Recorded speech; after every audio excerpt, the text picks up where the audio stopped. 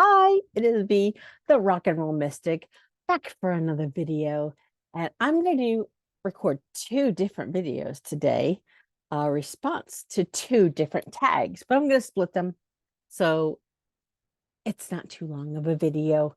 So we're going to do the tag Why Spirituality. Both of these are from at Lennon Smith. She's the one that got these tags going. So today's tag is Why Spirituality. She did this about, I don't know, 4 months ago. And I've been meaning to do it. I just haven't gotten around to it because, I'm so busy doing the other tags. But I figure it would be a great way to, give you some more insight into who I am. So, and I'm interrupting my cat's slumber right now. So she's giving me this look and she's gone. Let's see if she can open up the office door. Can you do it? Can you do it? Can you do it? Go on. You can do it. Oh, she couldn't figure it out. Uh, oh, she's trying again. She's gonna do it. She's done it before. Um, I digress. All right, so this tag was originally, like I said, done by Lennon Smith, and then um Astral Lady Tarot decided to turn it into a tag and add specific questions, like break it up and put questions. And by the way, the cat made it out the door, so she's so smart. Anyway, back to the video. These are just 5 questions and it's about why spirituality. So the first question is, how were you raised? I was raised in a very Christian household. I was raised Mormon. My parents were baptized into the church when I was 4 months old, and we were in Africa and they got baptized in the Red Sea. So neat little story. I was raised Mormon, and I still consider myself Mormon, even though I haven't been to church in several years, because it gave me a really good foundation. But now, like, so many doors have opened and so much knowledge has been given me by guides that it's almost like, it's not that I don't need the church, because I think everybody does better with certain foundational principles. And my church gave me a lot of really good foundational principles. I've never had any religious trauma or any of that things. I kind of grew up with a claircognizance that was above and beyond my years. So some of the things that I was taught, I knew they were stories, and I knew that they were there to teach and to help me learn. And I've never looked at Jesus Christ as like this amazing, like, godly character. He was my brother as I grew up. That's kind of how I looked at him. And now Master Yeshua is part of my team, and we talk a lot. So I'm okay with that. But that's how I was raised. So I do have a very Christian foundation. I still consider myself Christian. I mean, I do work with Master Yeshua, so that would kind of be weird for me to say that I'm not Christian when I talk to the dude every time. So so that's how I was raised. Question number 2. What makes you want a spiritual practice? Because we're spiritual beings in a human body. We are spiritual beings having a human experience. I really believe those things that you hear all the time. That is, well, I'm going to change that. It's a knowing. So I know there is so much more than this world. I know that there is so much out there, and there's so much information and so much knowledge that is available to us only if we look. And as a spiritual being, spirituality is just part of that. I mean, it is spirituality. I mean, I use it with my work with animals. I mean, I'm an animal spirituality facilitator. I believe that the core root of everything, all life on this planet, even beyond the living things, you know, crystals. I'm an animist. So all of these things have an energy, all of these things have a spirit. And so not having a spiritual practice is weird to me. It's just weird.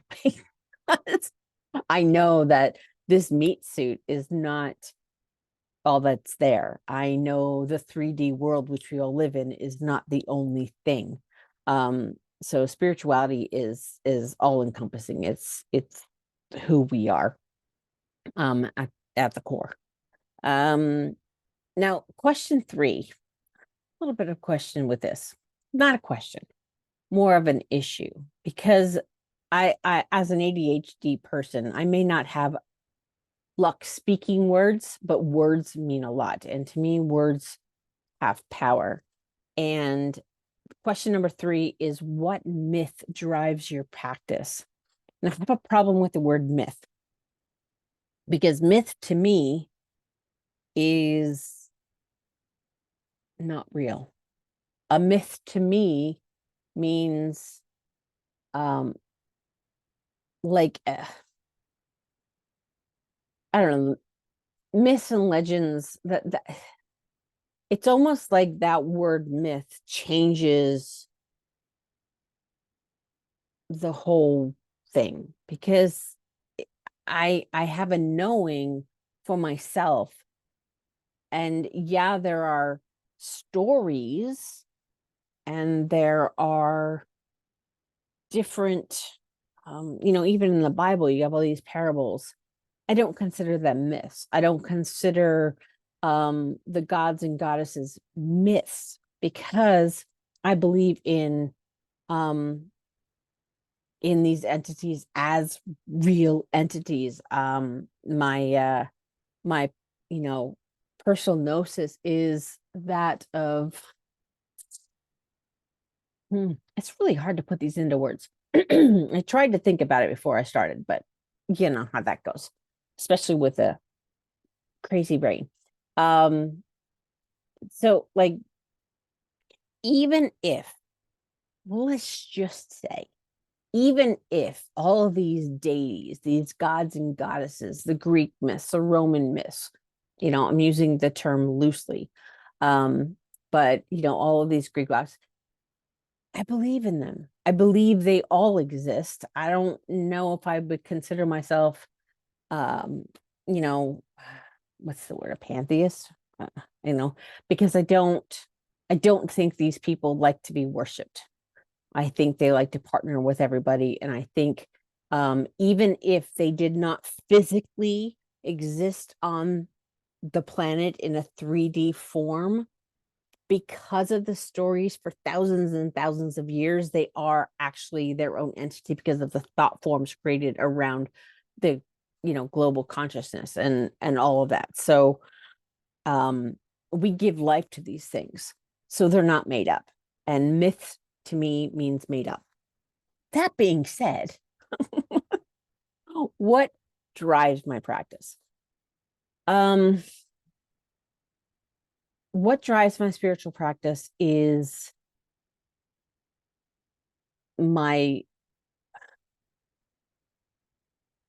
desire to explore, my desire for knowledge, my desire for growth and expansion. Like I said, what I see in front of me is not all there is. And I don't believe I'll ever know all there is. None of us will. But that's what drives my own spiritual practice. The opening doors and learning about different things. I like to learn about spiritual paths that I would never go on myself. But my necklace just fell off my thing. Oh well, look at that. I guess it's done its job. It was a protection necklace, so I will fix that later. But anyway, I I'm a seeker. And my mission on this planet is, or what I believe my mission on this planet is to be a grid weaver and a way shower.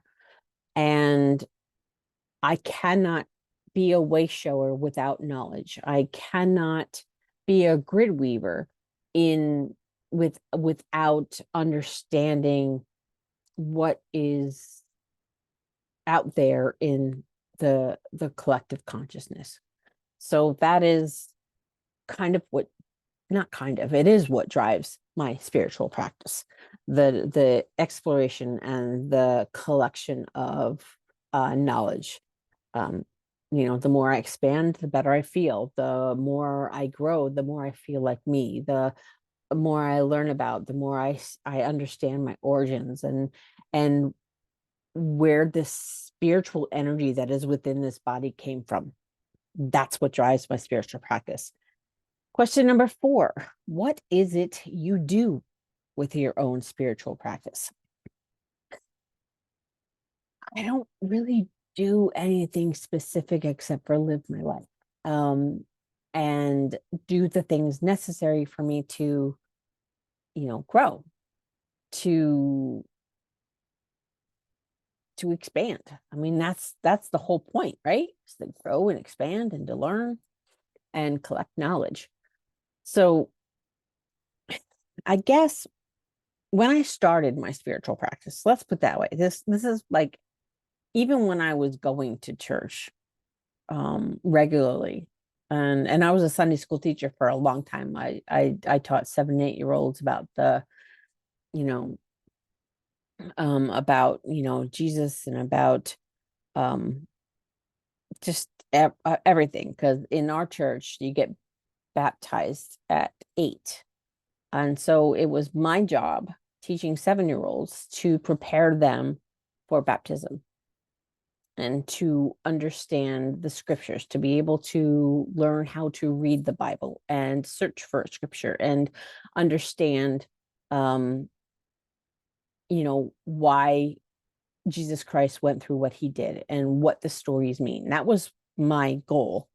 But that being said, right before I left, I started getting into meditation, and simple meditation, not crazy. I hadn't gone into my learning about Buddhism and some of the Eastern religions until um, after a while, but there was definitely a call to that. So I started with meditation, and I learned to meditate through guided meditations. And then I used my frequencies. And if you've listened to any of my other videos, I'm a big frequency person. I use solfeggio frequencies for everything. I use it in my work. I use it for myself. I sleep with them every day. Right now I got 528 running. I did have a new moon meditation going on that I slept with my cat right now, because we need to, she was just in heat, so we need to get all that information out. She's got 285 running to help heal and return her tissues to normal, because she gets fixed at the end of the month. And so it is a part of everything. But what has happened, I'm here trying to get my thoughts together because there's so much, is after I had learned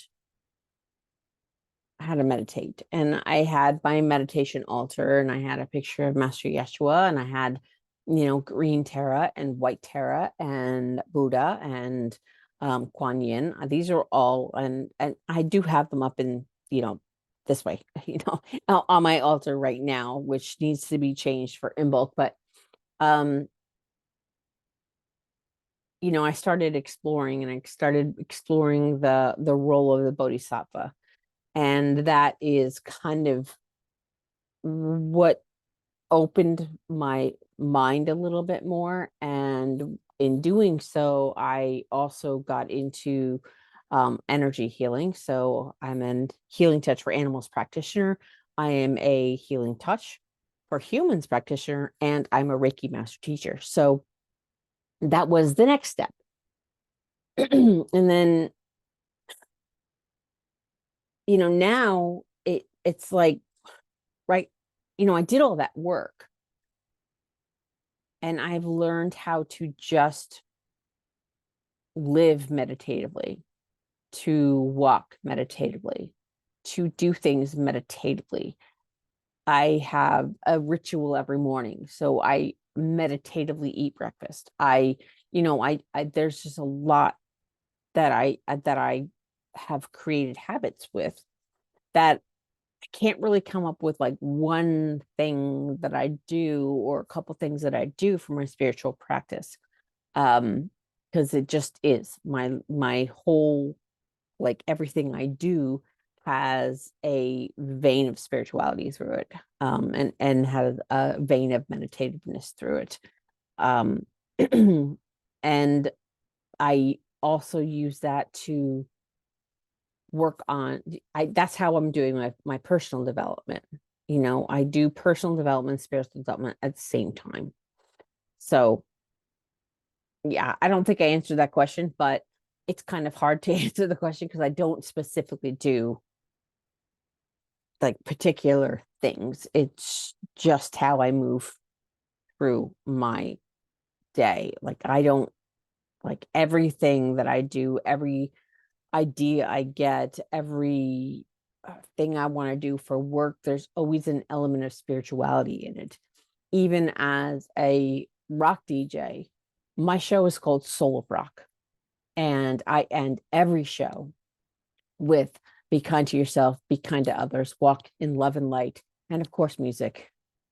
And that's how I end my show. So, and of course, the Animal Files podcast. I'm the one that brings the spirituality to the science, because we expose the truth and the science of pet care, and using both of that, the spirituality of the animal and the science of of their care and all that. So everything I do, spirituality.